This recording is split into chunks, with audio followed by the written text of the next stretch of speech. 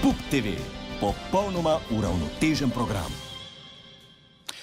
Državljanke in državljani, najprej naj povem, da sem globoko hvaležen za to priložnost. Mislim seveda priložnost za vas, da boste lahko znova glasovali zame.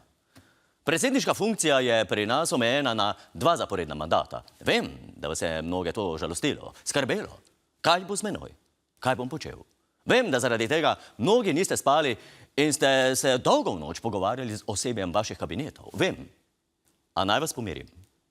Vračam se v parlament. Tam sem začel.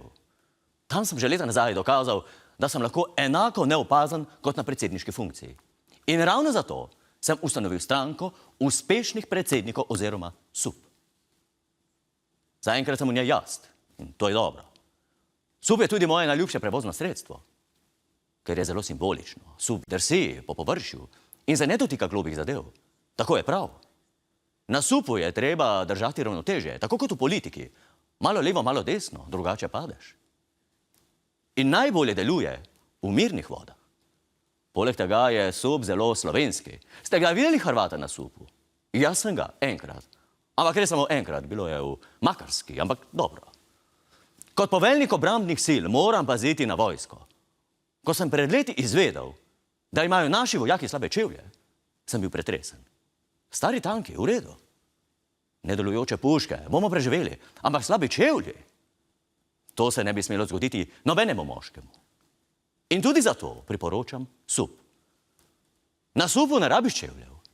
Predlagam, da se ustanovi SUP enota vojske, da branijo vsak kvadratni meter naših jezer, do Britkega brega. A vrnimo se k stranki. Mnogi menijo, da nisem več v formi za dnevno politiko. To ni res. Sem v odlični formi. Veliko se gibam, predvsem med političnimi opcijami.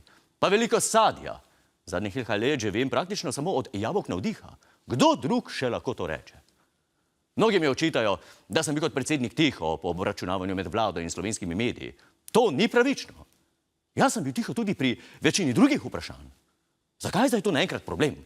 Pa tudi ni res, da sem bil ves čas tiho. Ko dobro veste, ena slika pove več kot 1000 besed.